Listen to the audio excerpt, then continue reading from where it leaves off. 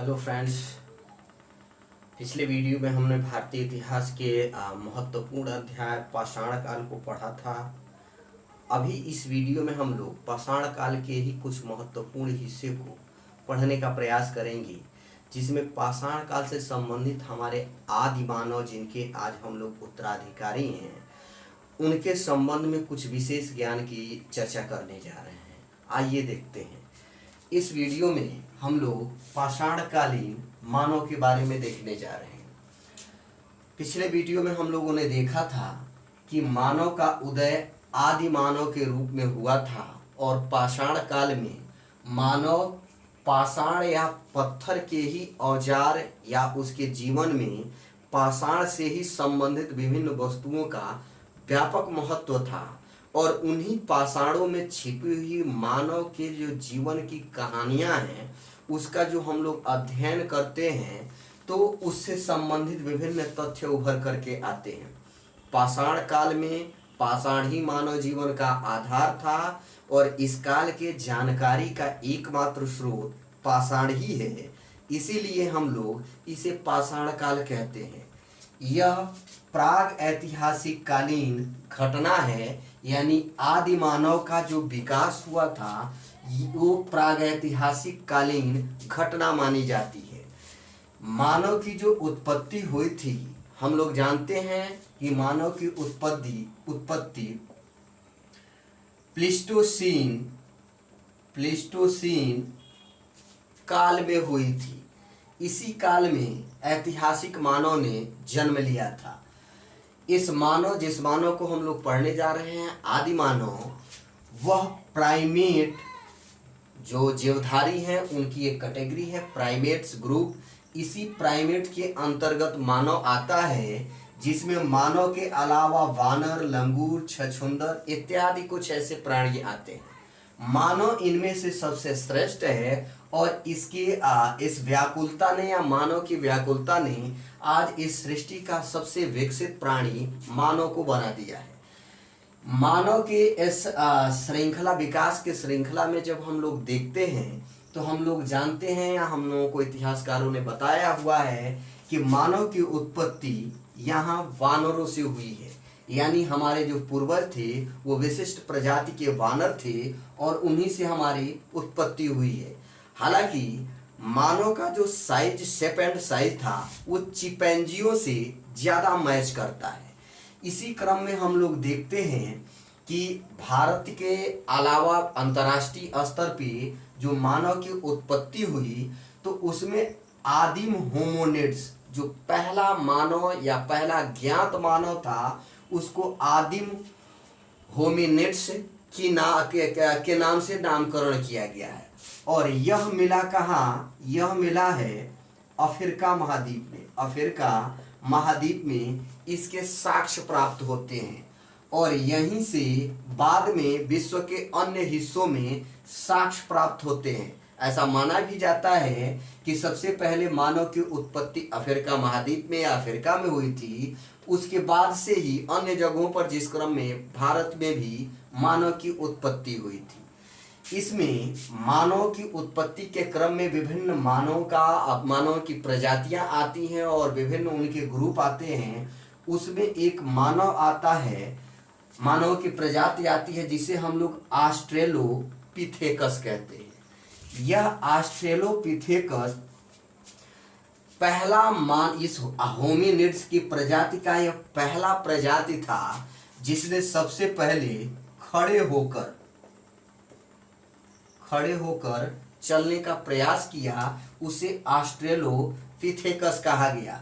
यह ऑस्ट्रेलोपिथेकस जो खड़ा होकर के पहली बार चलने का प्रयास कर रहा था, इससे पहले के जो मानव या वानर की जो प्रजातियां थी या हमारे जो आदि मानवों की आदिम प्रजातियां थी जिसे होमिनिड्स कहा गया है, यह पूर्णतः खड़े होकर के नहीं चल पाते थे, बल्कि अन्य पशुओं की भांति मूवमेंट करते थे, जैसे बंदरों की भांति। और उन्हीं की भांति यह आदिम जो मानव था वह खुले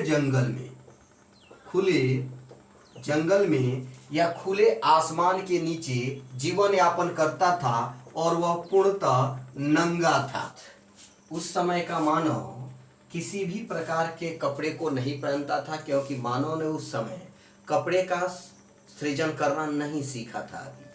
फिर आगे हम लोग देखते हैं कि इस ऑस्ट्रेलोपिथेकस का भी विस्तार होता है, मतलब ये भी काफ़ी डेवलप करते हैं और विभिन्न जगहों पर विभिन्न प्रजातियां इनकी दिखाई देती हैं।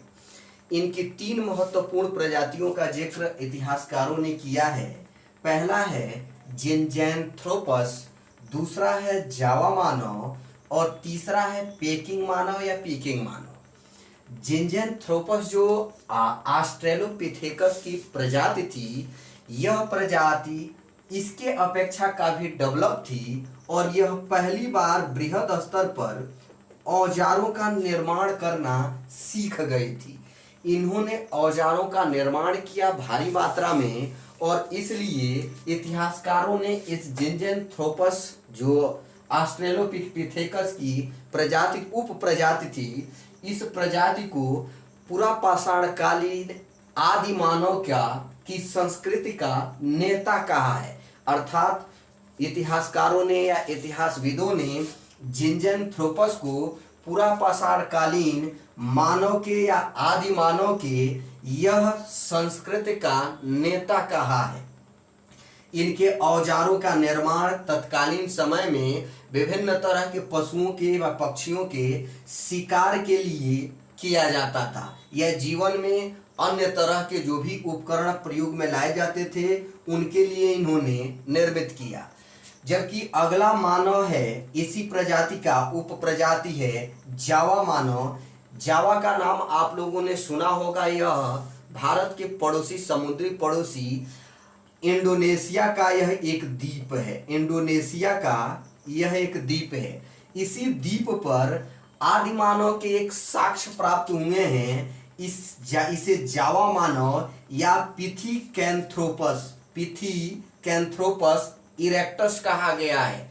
इसी को होमो इरेक्टस भी कहा गया है। यह होमो इरेक्टस इन्हीं टाइप के उप प्रजातियां थी और ये लोग भी खड़े होकर के चलते थे।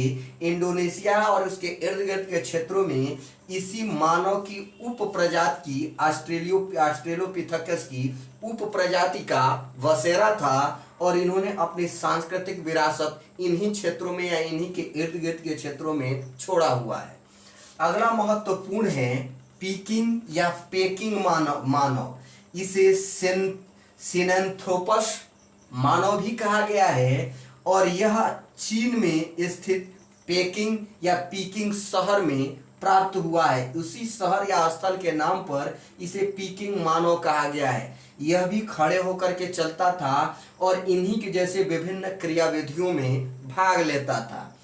इस मानव के जो प्रारंभिक साक्ष्य प्राप्त हुए हैं, वहां से लगभग 40 मानव या पीकिंग मानव के साक्ष्य प्राप्त हुए थे। किंतु बाद के कालों में जब जापान ने चीन पर आक्रमण किया तो इस पेकिंग मानव के जो साक्ष्य थे वो लुप्त हो गए, यानी तब से ये प्राप्त नहीं होते हैं। इतिहासकारों का मत है कि या तो उस युद्ध में विलुप्त हो गए होंगे, नष्ट हो गए होंगे, या किसी ने इन पेकिंग मानव के जो साक्ष्य थे, उनको अस्थिपंजर थे, उनको चुरा लिया होगा। इस मानव की प्रजाति के बाद से एक महत्वपूर्ण हिस्सा आता है नियंडरथल मानव का। यह जर्मनी में पैदा हुआ था, यूरोप का जर्मनी क्षेत्र। जर्मनी में एक नियंडरथल नदी है, उसी के घाटी में इस मानव का विकास हुआ और इसीलिए इसे नियंडरथल मानव भी कहा जाता है। यह मध्यपुरा पाषाण काल से संबंधित मानव था और यह मानव इन मानवों की प्रजाति से भी ज्यादा विकसित था, क्योंकि यह अपने इनके जो समूह से इनसे जुड़े हुए जो लोग थे, उनके मृत्यु के उपरांत उनके शव के साथ या मृतकों के साथ वह काफी सम्मानजनक व्यवहार करता था और इनके शवों के साथ वह विभिन्न तरह की खाद्य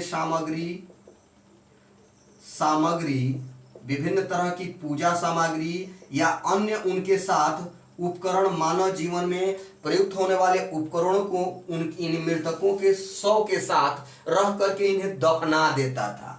शायद उसको यह आभास होता था कि इस मृत शरीर को भी ऐसी वस्तुओं की आवश्यकता होगी, या फिर इसके मरने के बाद भी इन औजार या जो इनका प्रिय औजार होता था उनके पास रख करके वैसा वह भाव रखता था कि इसको भी इसकी जरूरत भविष्य में पड़ेगी। हालांकि विद्वानों का मत है कि यह पुनर्जन्म रीबर्थ में विश्वास करता था और यहीं से कुछ धार्मिक मान्यताएं या कुछ परंपरागत सांस्कृतिक मान्यताओं का विकास होता है। इसलिए नियंदरथल मानव को आदि मानव के इसके सांस्कृतिक विकास के क्रम में एक महत्वपूर्ण पड़ाव माना जाता है। यह मानव जर्मनी के क्षेत्र में विकसित हुआ, यूरोप के विभिन्न क्षेत्रों में इसके साक्ष्य बाद में मिलते हैं और इस तरह से यह मानव विकसित होता है। इसके बाद से एक महत्वपूर्ण जो मानव की जो प्रजाति है वो है हमारे आधुनिक मानव, जिसे हम लोग होमो सैपियंस कहते हैं। होमो सैपियंस तत्कालीन परिस्थितियों में हम लोग जानते हैं वर्तमान मानव को कहा जाता है और इन्हीं के बाद से होमो सैपियंस का जन्म होता है नवपाषाण काल के टाइमिंग में, और विभिन्न स्थितियों को हम लोग इसके बाद से देखते हैं। इसी क्रम में यदि हम लोग इस विश्व में मानव विकास की श्रृंखला के बाद से यदि भारत की स्थिति देखा जाए कि क्या भारत में भी इसके साक्ष्य मिलते हैं, तो महत्वपूर्ण तथ्य यह है फ्रेंड्स कि भारत में आदि मानव के या मानवों की इस प्रजातियों में पूरा पाषाणकालीन मानव के या आदि मानव के साक्ष्य प्राप्त नहीं होते हैं, कहीं से भी प्राप्त नहीं हुए हैं। भारत ही नहीं, भारतीय उपमहाद्वीप में भी पूरा पाषाणकालीन मानव के अस्थि पंजर या अवशेष प्राप्त नहीं हुए हैं। हालांकि कुछ ऐसे मानवों की जीवाश्म प्राप्त हमको हुए हैं जिससे आधुनिक मानव या अन्य मानवों का विकास होता है। इन मानवों की जो चर्चा होती है तो हमारे यहाँ शिवालिक पर्वत श्रेणी है, हिमालय के नाम सुने होंगे। हिमालय की 3 श्रेणियों में जो सबसे उत्तर की तरफ है महान हिमालय, उसके बीच में है उसे मध्य हिमालय, और जो हमारे तरफ या सबसे दक्षिण के तरफ हिमालय के 3 श्रेणियों में से तीसरी श्रेणी है उसे शिवालिक पर्वत कहते हैं। इसी की घाटी में भारत में इस मध्य पाषाणकालीन जो आदि मानव थे उसके साक्ष्य प्राप्त होते हैं। अर्थात भारत में आदि मानवों के साक्ष्य प्राप्त तो होते हैं लेकिन मध्य पाषाण काल के टाइम से प्राप्त होते हैं, न कि पूरा पाषाण कालीन टाइम से प्राप्त होते हैं। यहाँ पर हम लोग देखते हैं शिवालिक जो पहाड़ियां हैं उन्हीं के रेंज से भारत में मानवों की आदि मानवों की प्रजाति मिलती है, और जो प्रजाति मिली है उसे नाम दिया गया है रामापिथिकस या रामापिथेकस। रामापिथेकस कहाँ से प्राप्त हुआ? भारत से। भारत में कहाँ? शिवालिक श्रेणियां, हिमालय की तलहटी वाला इलाका। अगर चर्चा किया जाए कि इस समय का मानव कैसा जीवन व्यतीत करता था, तो हम लोगों ने इसके पूर्व के वीडियो में देखा था कि पाषाण काल को हम लोग 3 हिस्सों में डिवाइड करके देखे थे। पहला था पूरा पाषाण काल, दूसरा था मध्य पाषाण काल और तीसरा था नवपाषाण काल। अगर हम लोग इन तीनों की चर्चा करें तो शुरुआत में मानव नंगे रहता था, खुले आसमान के नीचे रहता था और अन्य पशुओं के हिसाब से वह भी जीवन व्यतीत करता था। किंतु धीरे धीरे उसमें परिवर्तन आता है, उसमें सामाजिक परिवर्तन आता है, सामाजिकता आती है, और वह पशुओं के शिकार के अलावा खाद्य संग्रहण का काम करता है और जीवन थोड़ा सा और अच्छा बन जाता है। और उस क्रम में मानव आखिर तक या शिकार के अलावा पशुपालन भी करता है।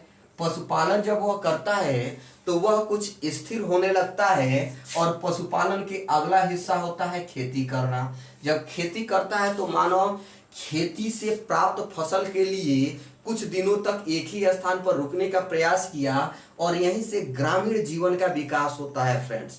यानी गांवों की संरचना इस पाषाण काल के अंतिम दौर में आती है।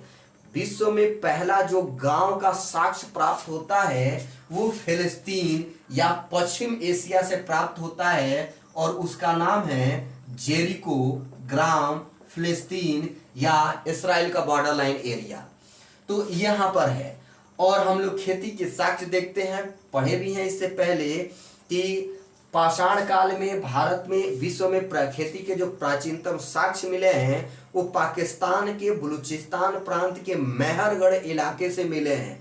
आज भी यह मेहरगढ़ इलाका खेती के लिए एक महत्वपूर्ण इलाका माना जाता है और बलूचिस्तान का यह कहा जाता है रोटी की टोकरी कहा जाता है। फ्रेंड्स जानते रहिएगा। अगर धर्म और संस्कृति की बात करें तो आदि मानव हमारे यहाँ की चर्चा कर रहे हैं तो आदि मानव तत्कालीन समय में किसी विशेष धर्म की वो मान्यता को नहीं मानता था। वह मानव धर्म के हिसाब से वर्क करता था और वही उस समय की उसकी संस्कृति थी। वो प्रकृति के जिन जिन चमत्कारों से आंधी, तूफान, बारिश, बिजली का चमकना, भूकंप का आना, बाढ़ का आना इत्यादि से जिन जिन घटनाक्रमों से या प्राकृतिक घटनाओं से वो भयभीत होता था उन्हीं को वह देवता मान लेता था। अर्थात प्रकृति की घटनाओं में या प्रकृति की भयानक घटनाओं से भयभीत होकर के आदि मानव उसमें देवत्व का आरोपण कर देता था। भयभीत होने के फलस्वरूप उन्हें देवता मान लेता था और बाद के कालों में यही प्रकृति की घटनाएं इसमें इनका भय मिल करके देवता का रूप ले लेते हैं। और इसीलिए हम लोग देखते हैं कि विश्व में या भारत में कहीं पर भी एक देवता के साक्ष्य नहीं मिलते हैं बल्कि कई देवताओं के साक्ष्य मिलते हैं। ये कई देवताएं प्रकृति की विभिन्न शक्तियां थीं जिनसे मानव भयभीत होकर के उनके सामने नतमस्तक हो जाता था और उनकी शक्ति को सलाम करते हुए उसे देवता मान लेता था, उसके अंदर दैवी शक्ति मान लेता था। बाद के कालों में जब विभिन्न धर्मों के या धार्मिक संप्रदायों का या पंथों का विकास होता है तो इन्हीं देवताओं को क्षेत्र विशेष के आधार पर उस धार्मिक पंथ में या धार्मिक संप्रदाय में समाहित कर लिया जाता था। और हम लोग देखते हैं कि यही देवत्व का आरोपण आज विभिन्न विश्व के विभिन्न संस्कृतियों में देखा जाता है। भारत में भी इसके साक्ष्य मिलते हैं जिस पे आगे बढ़ के हम लोग बाद में चर्चा करेंगे। यदि पाषाणकालीन अर्थव्यवस्था की बात की जाए तो यहाँ पे अर्थव्यवस्था जैसी बड़ी चीज नहीं थी। यहाँ पे जीवन निर्वहन करने का प्रयास किया जाता था, यानी निर्वहनीय अर्थव्यवस्था थी। यदि हम लोग इसका नामकरण करें तो निर्वहनीय अर्थव्यवस्था थी। अर्थात अपने जीवन के निर्वहन के लिए आदि मानव तत्कालीन परिस्थितियों में चाहे शिकार करता था, पशुपालन करता था या खेती करता था। व्यापार व्यवसाय जैसी यहाँ पे चीजें नहीं थी। अर्थात अर्थव्यवस्था निर्वहनीय अर्थव्यवस्था थी और मानव इन्हीं समय इन प्राकृतिक चुनौतियों से जूझते हुए अपने अस्तित्व को बचाते हुए आगे बढ़ता है। यह मानव और प्रकृति का साक्षात्कार तत्कालीन समय से लेकर वर्तमान समय तक दिखाई देता है। फ्रेंड्स इसी क्रम में मानव धीरे धीरे विकसित होने लगता है। हम लोग जानते हैं कि मानव ने सबसे पहले पत्थर का प्रयोग किया अपने जीवन के विभिन्न क्रियाकलापों के लिए, फिर उसमें हड्डियों का अस्थियों का प्रयोग किया। हड्डियां या मानव की हो सकती हैं या पशुओं की हो सकती हैं। इनका प्रयोग किया विभिन्न उपकरणों को बनाने के लिए और इन्हीं के दौरान हम लोग देखते हैं कि मानव ने आग या अग्नि का प्रयोग करना सीख लिया और इस जीवन को थोड़ा सा और सुखमय बनाने का और सुरक्षित बनाने का प्रयास किया। इसी क्रम में जब विकास होने लगा तब एक ऐसे मानव के जीवन में एक ऐसा पड़ाव आता है जब इस पत्थरों और हड्डियों की दुनिया से बाहर निकलकर वह कुछ धातुओं के तरफ आकर्षित होता है। वो प्रकृति में आसानी से सुलभ या प्रकृति में आसानी से प्राप्त हो जाने वाली धातुओं को अपने जीवन के विभिन्न हिस्सों में प्रयोग करता है। धातुओं में सबसे पहले प्रयोग होने वाली जो धातु थी वह थी तांबा। अर्थात तांबे का प्रयोग धीरे धीरे मानव ने सबसे पहले प्रयोग किया और तांबे के एकदम से प्रयोग होने न लगे बल्कि तांबे के साथ साथ वह पाषाण या पत्थर का भी प्रयोग करता रहा। अर्थात पाषाण के साथ तांबे का प्रयोग और तांबे के साथ पाषाण का प्रयोग। इसीलिए विश्व इतिहास में एक ऐसी मिश्रित संस्कृति का जन्म होता है जिसमें तांबा और पाषाण या पहाड़ या पर्वत और तांबा पाषाण के टुकड़े एक साथ प्रयोग किए गए, इसलिए इस विशेष संस्कृति को ताम्र पाषाणिक संस्कृति कहा गया। यह तांबा और पाषाण को एक साथ प्रयोग करने वाली संस्कृतियां थीं और इसका अंतर्राष्ट्रीय स्तर पर और भारत पर भी बहुत बृहद साक्ष्य प्राप्त होता है। भारत में पश्चिमी राजस्थान का इलाका, दक्षिणी पश्चिमी राजस्थान का इलाका, जहां पे आहार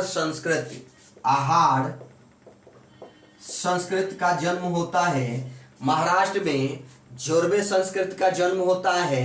कई जगह कायथा, मालवा ऐसे ताम्र पाषाणिक संस्कृतियों का जन्म हुआ जिन्होंने तांबे और पाषाण को एक साथ प्रयोग करना प्रारंभ किया था। यह महत्वपूर्ण इसलिए भी है फ्रेंड्स क्योंकि इस काल में मानव ने सबसे पहले ग्रामीण बस्तियां, मतलब जो गांव होता है या ग्रामीण जो बस्तियां हैं उनको बसाने का कार्य किया था। अर्थात भारतीय इतिहास में या विश्व इतिहास में किस काल में सबसे पहले ग्रामीण बस्तियों का निर्माण बृहद पैमाने पर हुआ था, तो वो ताम्र पाषाणिक काल है या ताम्र पाषाणिक संस्कृतियां हैं। इसी दौरान में हम लोग विभिन्न घटनाक्रम देखते हैं और मानव तांबे का प्रयोग करते करते अन्य धातुओं का भी वह प्रयोग करने लगता है। इन्हीं धातुओं के क्रम में हम लोग आगे बढ़ के देखेंगे कि मानव ने कांसे का प्रयोग किया। कांसा अर्थात यह मिश्रित धातु थी, मिश्र धातु थी, जिसमें इन्होंने पीतल और टीन और अन्य तांबे और अन्य चीजों को प्रयोग एक साथ जब करना प्रारंभ किया तो उसमें कांसे का निर्माण हुआ, जिसमें पीतल और तांबा आते हैं और इनके कारण इसमें कांस्य युगीन सभ्यता का विकास होता है।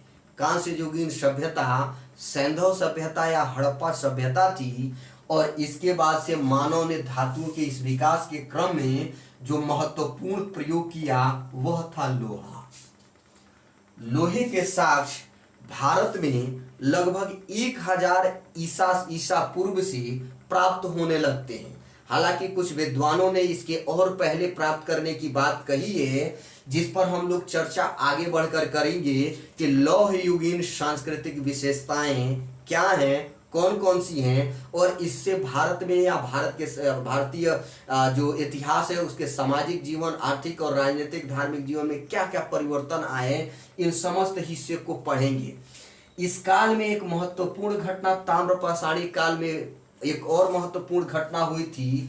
वह महत्वपूर्ण घटना थी मृदभांडों का निर्माण। मृदभांड मतलब मिट्टी के बने हुए बर्तन, और इस बर्तन पर बाहर और अंदर के तरफ विभिन्न प्रकार के लेप लगे होते थे। कभी बाहर की तरफ ब्लैक तो कभी अंदर की तरफ ब्लैक, कभी बाहर की तरफ रेड तो कभी अंदर की तरफ रेड, और उन पर विभिन्न तरह की आकृतियां बनी हुई थी। इन्हीं को लाल, पीले या काले मृदभांड के नाम से जानते हैं। और इस मृदभांडों का भी एक अपना इतिहास है फ्रेंड्स। इसको भी हम लोग किसी विशेष वीडियो में पढ़ेंगे कि मृदभांड से भारतीय इतिहास का निर्माण कैसे होता है और कैसे इन मृदभांडों से हम लोग तत्कालीन समय के सांस्कृतिक विशेषताएं और जनजीवन की चर्चा हम लोग कर लेंगे या कर पाएंगे। तो इस तरह से हम लोगों ने इस वीडियो में देखने का प्रयास किया है मानव जीवन की इन विभिन्न विकास की अवस्थाओं को।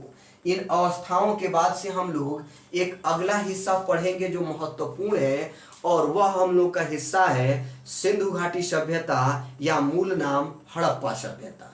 तब तक के लिए बने रहिए हमारे इस चैनल के साथ। धन्यवाद।